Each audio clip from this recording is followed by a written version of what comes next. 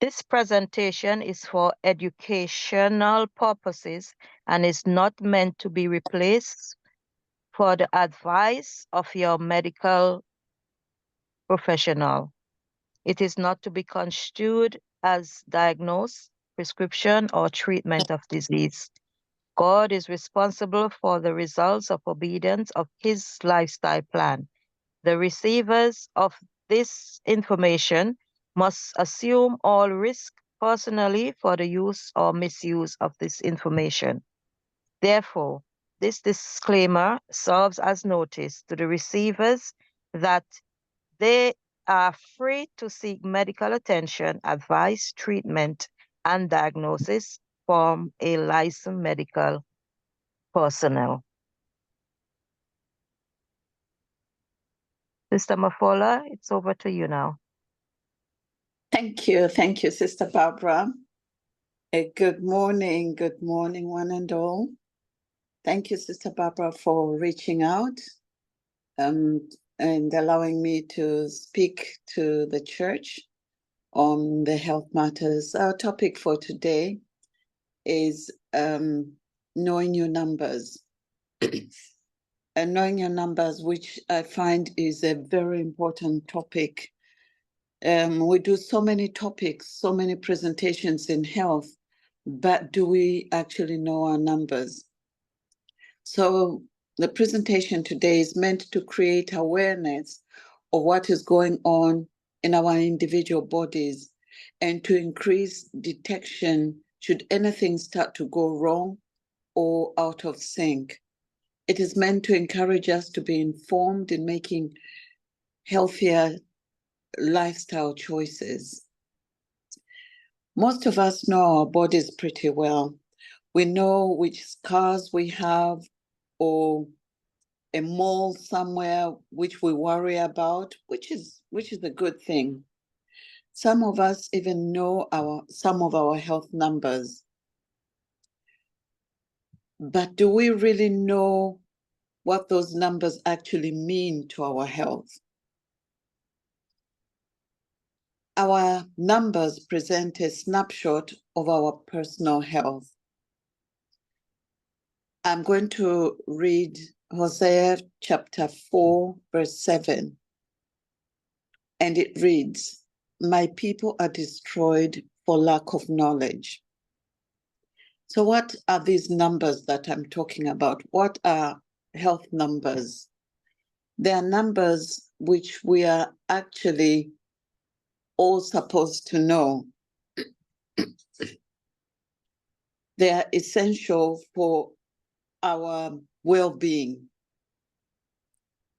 Knowing our numbers, by knowing our numbers, we can compare them to healthier national or international numbers. This will help identify our personal risk factors for potential serious or chronic health conditions. We had COVID a couple of years ago, where they said that if you had underlying health conditions, you were more at risk of having the virus, coronavirus. Knowing our numbers helps us know if we're in the at-risk category of any overlying or underlying condition. And then we can do something about it, because how we do anything about it says something, because how can we do something about something we don't know? The numbers that are an absolute must for us to know, we need to know our cholesterol level, our triglyceride levels, our BMI, which is body mass index, weight circumference, blood pressure, and blood glucose levels. Now, each of these are very important. There are other things that we need to do, that we need to check on, like for men, PSA is very important to check your prostate as well. But today I'm just going to talk about the ones I've just mentioned. So we'll look first at cholesterol. Cholesterol is a fatty substance produced naturally by the body and found in our blood. It belongs to a group of fatty substances called lipids. There are two types: high density lipoprotein, which is HDL, and this is good cholesterol. And then we have low density lipoprotein, LDL, which is actually the bad cholesterol.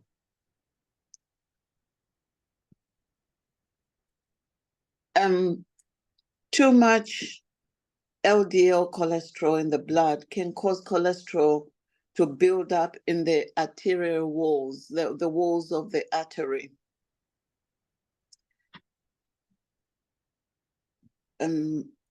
High levels of LDL are associated with increased risk, high health risks. Now, what is normal and what is not normal? So healthy levels, the total cholesterol level is anything less than 170 milligrams per decimal. Then HDL is 120 milligrams decimal. And then now the LDL is less than 100, whereas HDL is more than 45.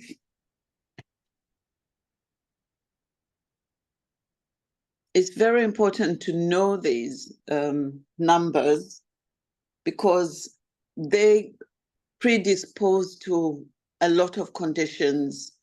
We have a lot of people who have high cholesterol who are unable to live healthy lifestyles because it predisposes to heart conditions mainly.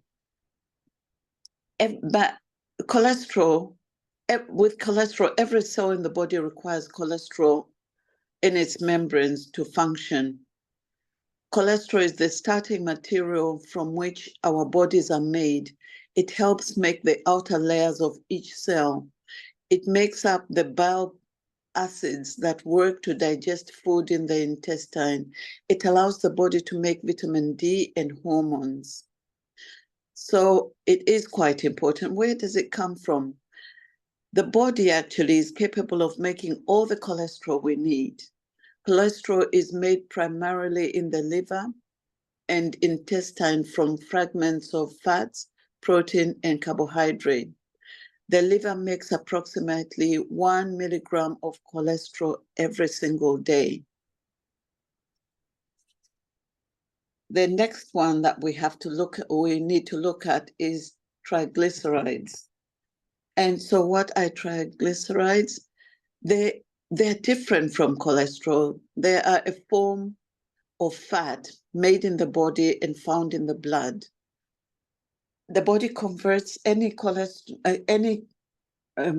calories it doesn't need, that it doesn't need to use straight away, it turns it into triglycerides. And triglycerides are stored in our fat cells and later released as energy. Now, too much of this is where it all goes wrong. Triglyceride and cholesterol are different types of lipids that circulate in our blood. Triglycerides stores unused cholesterol and provides our body with energy, whereas cholesterol is used to build cells and certain hormones, like we looked at before.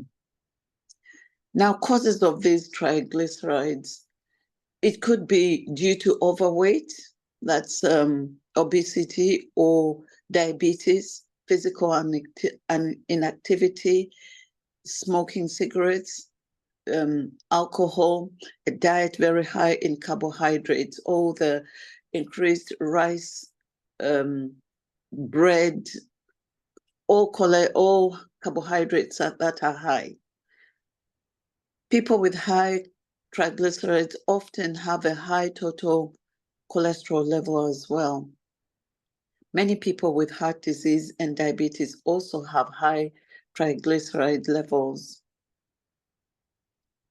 Effects of high triglyceride levels, it contributes to hardening of the arteries or thickening of the arterial walls, which increases the risk of stroke, a heart attack, and heart disease, causing acute inflammation of the pancreas as well, which is pancreatitis. Normal levels are anything below 150. Now we'll look at body mass index. I think most of us know our body mass index, which is an important number to know. And this is a ratio of our height and weight. The number that gives a rough idea, the number actually gives us a rough idea of the amount of fat that we carry around our body. BMI is a useful measure of overweight and obesity. It is an estimate of body fat and a good gauge of our risk of disease that can occur with more body fat. The higher our BMI, the higher our risk for certain diseases such as heart disease, high blood pressure, gallstones, breathing problem, and certain cancers and type 2 diabetes.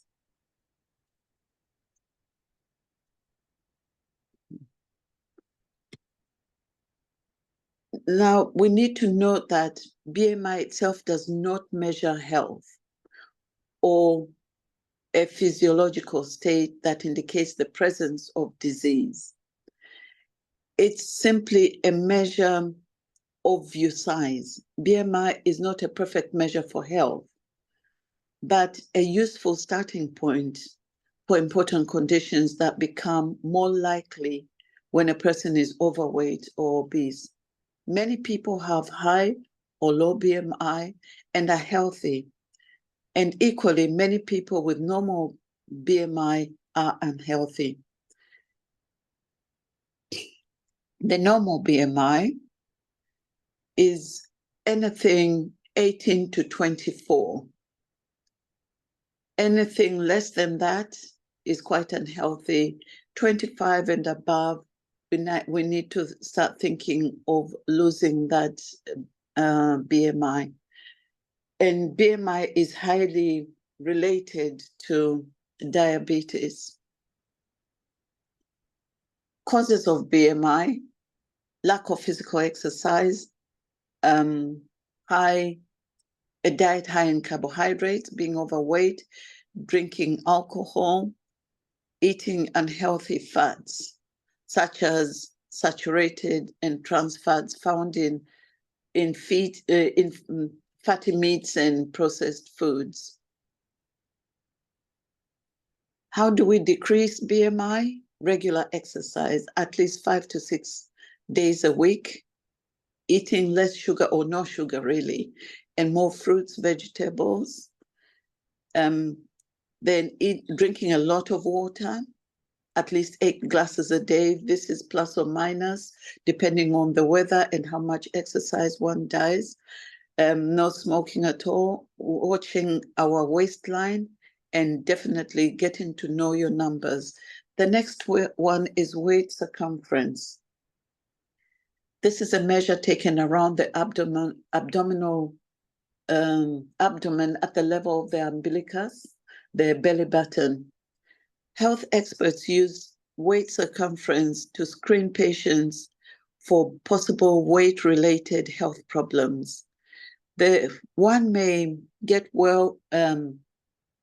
weight around any part of the body. The most harmful part, weight, is around the waist, because mainly it indicates a lot of visceral fat around the abdominal area. It indicates how much visceral fat one has. A little bit of that fat is useful because it protects the vital organs of the body. But when it goes beyond a certain number, then it becomes too much, because abdominal fat produces more of the inflammatory chemicals and interferes with the body's normal function. Our waistlines have a frustrating tendency of increasing as we get older. This middle age spread, the weight which we gain around 30s, 40, often around the midsection, normally occurs because of a combination of physical and lifestyle changes. It happens to almost everyone. A combination of changing hormones, changes in lifestyle, and sometimes annoying genetics. Most people are also most inactive as they age. And depending on the jobs people get, as they grow older, getting into they leave school. When at school, they're very active, college, semi-active, getting full-time jobs now. People get office jobs and are sitting most of the day. If our waist circumference is going up, that means we're definitely putting on fat. And this is the worst kind of fat around the organs. Recommended waistline numbers for men is 37 inches, which is 94 centimeters, and women it's 80 centimeters, 31.5 inches. You're thought to be at risk of diseases when men 40 inches and above, and women 34.5 inches and above. Regardless of your height and weight, which is BMI, you should try to lose inches off your waistline, if not within the normal range. Now, measuring our waist circumference, we take extra clothes off, stand with feet apart, find the point halfway between the bottom of our lowest rib and the top of our hip bone. Then wrap the tape around the waist, midway between these points. Breathe out naturally before taking the measurement. Measure your waist just after breathing out. The tape should be loose enough for you to slip one finger inside it, and that will give you your accurate measurement. The next one is blood pressure. This one, I think most people know their normal numbers. And normal numbers, normal blood pressure, plus or minus 120 over 170. Now this have gone up to 180. So normal blood flow delivers nutrients and oxygen to all parts of the body, including important organs like your heart, brain, and kidneys. Our beating heart helps to push blood through the vast network of blood vessels, both large and small. The blood vessels, in turn, constantly adjust as the blood is going through them. They become narrower or wider to maintain our blood pressure and keep blood flowing at a healthy rate. High blood pressure, which is hypertension, is silent. It happens when there's an increase in resistance of the artery for whatever reason. The heart has to work harder to get blood to our extremities and vital organs. This puts added strain on our heart. Over time, this resistance can be detrimental and have effects on our body and our health. The damage can lead to heart attack, stroke, kidney problems, visual loss, leg circulation problems, and even a cardiac arrest. Blood pressure is given as two readings. The first number represents the pressure in your blood vessel as the heart beats. This is called the systolic pressure. The second is the pressure as your heart relaxes and fills with blood. This is systolic pressure. Experts agree that the safest blood pressure or normal, like I said, is 120/80 or lower, meaning systolic blood pressure is 120 or less, and systolic is 80 or less. A diagnosis of hypertension is usually based on an average of 2 or more readings taken on 2 or more occasions. Your first reading cannot determine the fact that you are hypertensive. It is normal for the blood pressure to fluctuate throughout the day, each day throughout the day. It is affected by time of day, exercise, the food we eat, stress, or other factors. Problems can arise if it stays high for too long, because it will be the beginning of the cause of extra strain on the artery and the heart. The effect of high blood pressure. Over time, high blood pressure can cause your arteries to thicken. Then the space in between for the blood to flow will become narrower. This leads to easy clogging of the arteries. Left unattended or untreated, the clogging will worsen and eventually can cause a block, which will lead to stroke, heart attack, or cardiac arrest. Causes can be family history, diet, age, alcohol, high BMI, how much physical activities we do, cigarette smoking, our race, especially the BME, Black Asian race. We tend to have a higher number of blood pressure in our communities. Stress as well, and gender. Before age 55, men are more likely to develop high blood pressure, while women being more likely to develop it after the age of 55.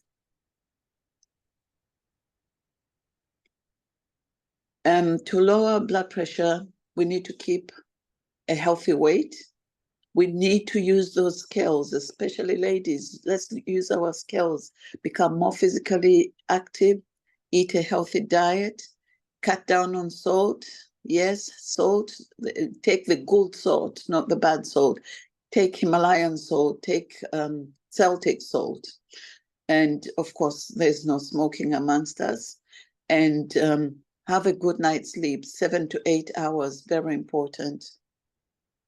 And the last one we're going to look at is glucose levels, blood sugar levels.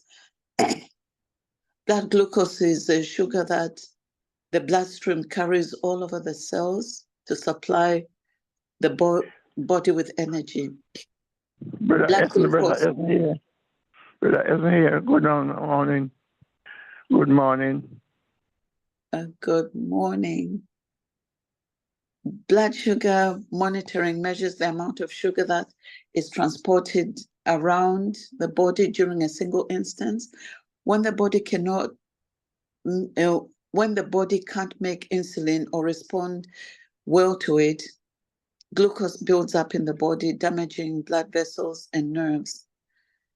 We get our sugar mainly from our diet. The human body regulates blood glucose levels so that it remains moderate, enough glucose to fuel the cells, but not enough to overload the bloodstream.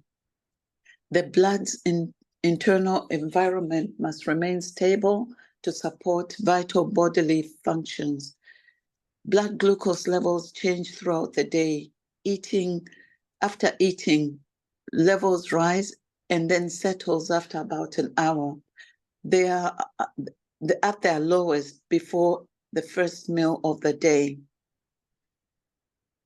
The normal numbers are less than 5.6. So 5.6 to 6.9 is considered pre-diabetic. Then 7 or higher on 2 separate tests, then this is a diagnosis of diabetes, and its complications are visual complications or loss, kidney disease leading to kidney failure, cognitive decline, foot ulcers, permanent nerve damage or numbness, poor wound healing, increased risk of a heart attack or stroke. We need to keep our sugar levels low, and we can do this by exercise, by knowing our numbers, checking our blood sugars on a regular basis, and staying hydrated.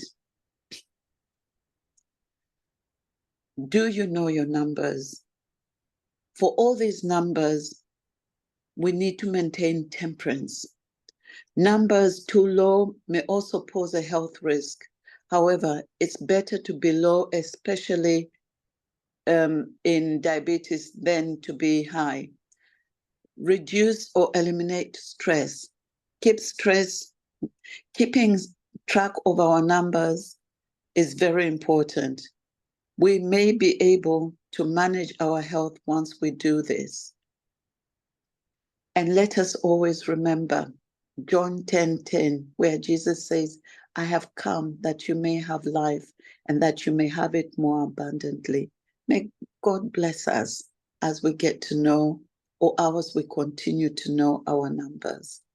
Amen.